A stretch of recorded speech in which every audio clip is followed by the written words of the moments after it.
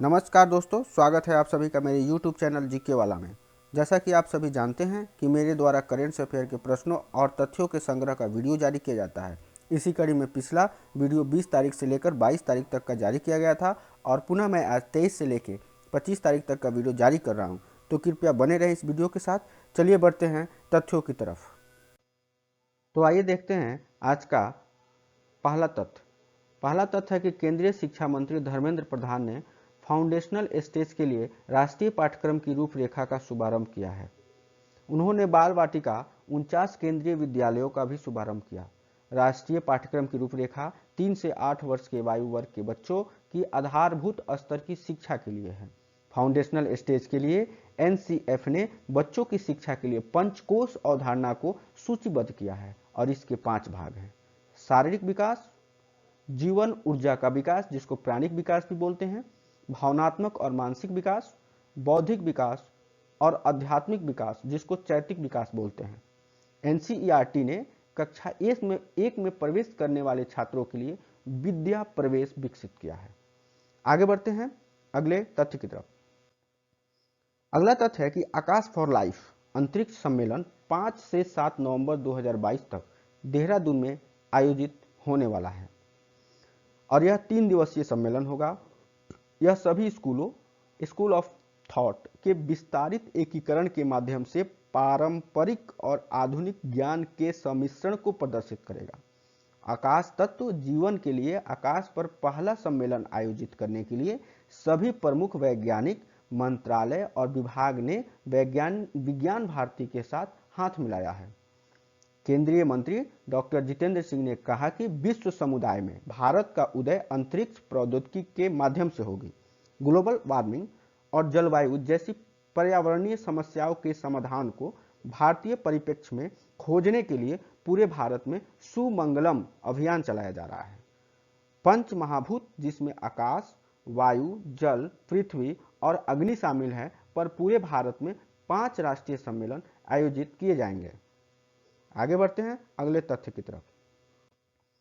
अगला तथ्य है कि शिक्षा मंत्रालय एक महीने लंबे काशी तमिल संगम का आयोजन करेगा। 1 महीने लंबे काशी तमिल संगम का आयोजन करेगा।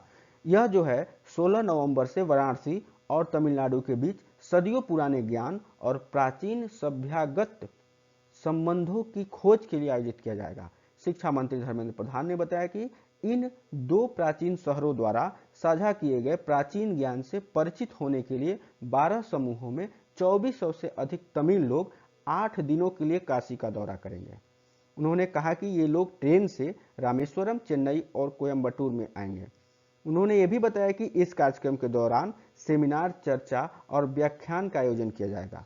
इस अवसर पर श्री प्रधान ने 1 माह के इस आयोजन से संबंधित पंजीकरण की प्रक्रिया के लिए एक वेबसाइट का भी शुभारंभ किया है और यह कार्यक्रम प्रधानमंत्री नरेंद्र मोदी द्वारा परिकल्पित एक भारत श्रेष्ठ भारत के अंतर्गत आयोजित किया जाएगा।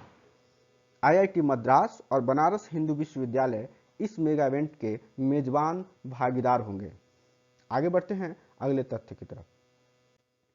अगला तथ्य है कि ब्रिटिश प्रधानमंत्री लीज ट्रस ने 7 सप्ताह से भी कम समय में इस्तीफा दे दिया है। उन्होंने कहा है कि वह उन अपेक्षाओं पर खरी नहीं उतर पाई जिनके लिए उन्हें चुना गया था। सुश्री ट्रस ने कहा कि उनकी कंजर्वेटिव पार्टी अगले सप्ताह तक अपना नया नेता चुन लेगी। 26 वर्षीय सुश्री ट्रस प्रधानमंत्री पद पर केवल 45 दिन ही रह पाई और यह ब्रिटेन में किसी भी प्रधानमंत्री का सबसे छोटा कार्यकाल रहा। इससे पहले कंजर्वेटिव पार्टी के अधिकारी डाउनिंग स्ट्रीट में इकट्ठा हुए और प्रधानमंत्री पर इस्तीफे का दबाव बनाने लगे। अगला तथ्य है कि 5वें खेलो इंडिया विथ यूथ गेम 2022 का आयोजन मध्य प्रदेश में किया जाएगा। 5वें जो है खेलो इंडिया यूथ गेम्स 5वें खेलो इंडिया यूथ गेम्स 2022 का आयोजन 31 जनवरी से 11 फरवरी 2023 तक मध्य प्रदेश में किया जाएगा। खेलो इंडिया यूथ गेम्स को 2018 में लॉन्च किया गया था और यह युवाओं के लिए खेल में अपने प्रदर्शन और प्रतिभा को प्रदर्शित करने का एक प्रभावी मंच है।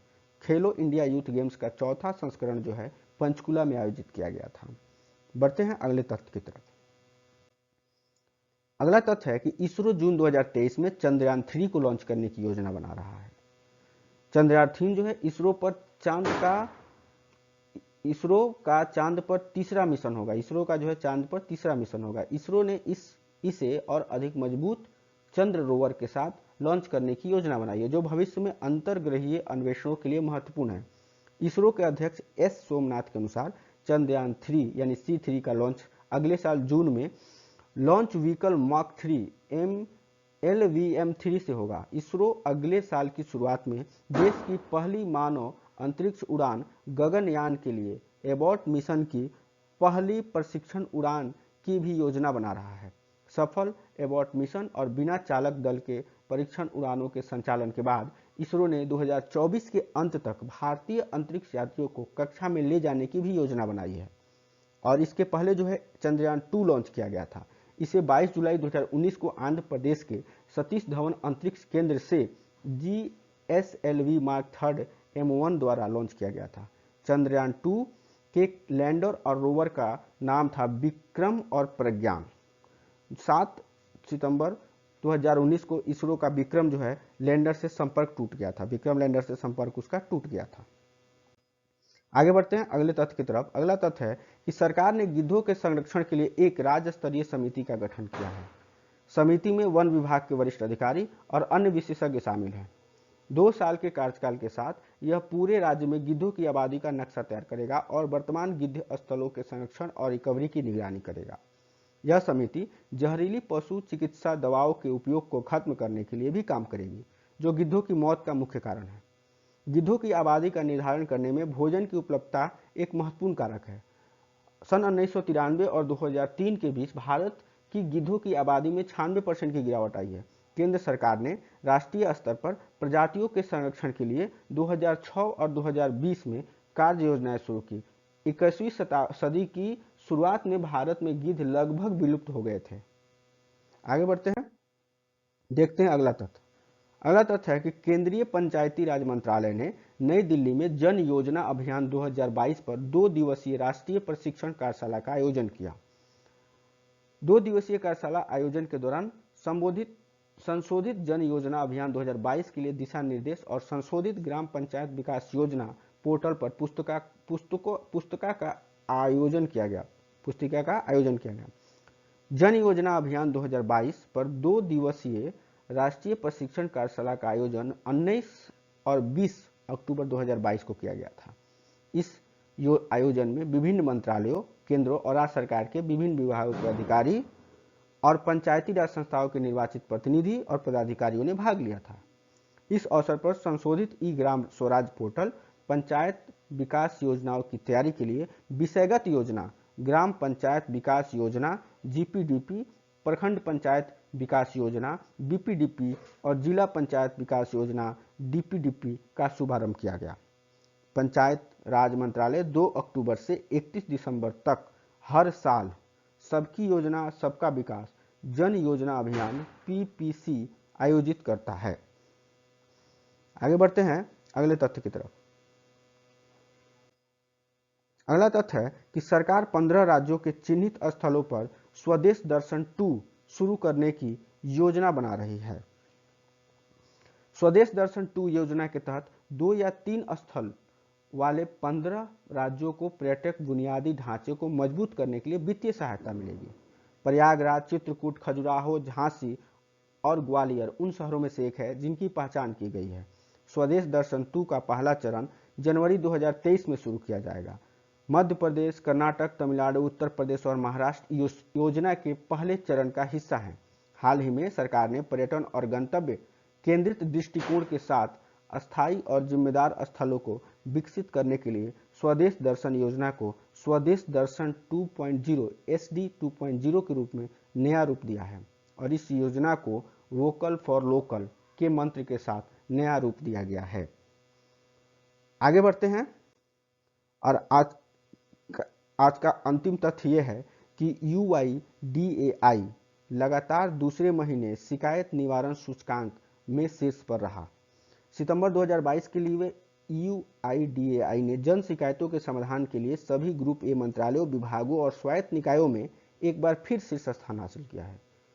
UIDAI केंद्रीकृत लोक शिकायत निवारण और निगरानी प्रणाली CP ग्राम के माध्यम से जन से प्राप्त जन शिकायतों को हल करने में एक शीर्ष प्रदर्शन करता है। प्रशासनिक सुधार और लोक शिकायत विभाग DARPG शिकायत निवारण सूचकांक जारी करता है। UIDAI क्या है?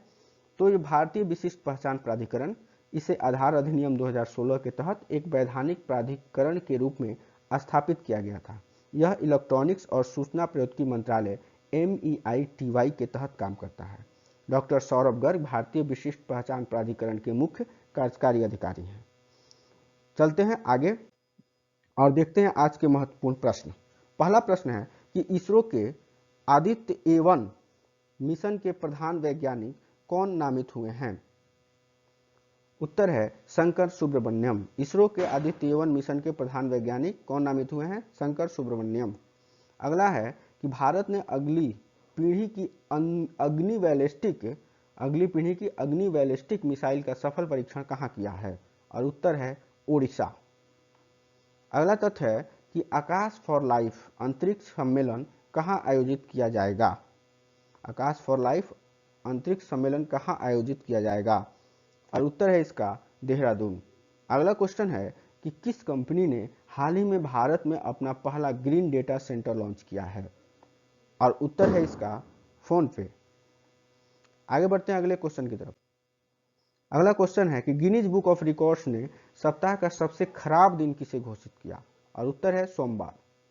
अगला क्वेश्चन है कि UNHRC के विशेष दूत के रूप में नियुक्त होने वाली पहली भारतीय कौन बनी है? और उत्तर है डॉक्टर KP अश्वनी। अगला क्वेश्चन है कि किस IIT ने राष्ट्रीय बौद्धिक संपदा पुरस्कार जीता है? और उत्तर है इसका IIT मद्रास। अगला क्वेश्चन है कि किस राज्य में प्रधानमंत्री नरेंद्र मोदी ने हाल ही में मिशन लाइफ लॉन्च किया? और उत्तर है इसका गुजरात। आगे बढ़ते हैं अगले क्वेश्चन की तरफ। अगला क्वेश्चन है कि डॉक्टर मलिक शाह ने किस राज्य के पहले सरकारी अंग्रेजी माध्यम कॉलेज का उद्घाटन किया? और उत्तर है इसका त्रिपुरा। अगला क्वेश्चन है किस राज्य के 15 स्कूलों में ऑनेस्टी शॉप खोली गई है? और उत्तर है इसका केरल। अगला क्वेश्चन 24 अक्टूबर 2022 को बंगाल की खाड़ी में एक उष्णकटिबंधीय चक्रवात बनने की संभावना थी। उस चक्रवात का क्या नाम था? और उत्तर है उसका शीतरंग। अगला क्वेश्चन है कि अमेरिकी मुद्रा पर प्रदर्शित होने वाले पहले एशियाई अमेरिकी कौन बनेंगे? और उत्तर है इसका अन्ना मे वोग। आगे बढ़ते हैं और अगला क्वेश्चन है कि अक्टूबर 2022 में FATF ने किस देश को अपनी ब्लैक लिस्ट में शामिल करने का फैसला किया है? और उत्तर होगा इसका म्यांमार।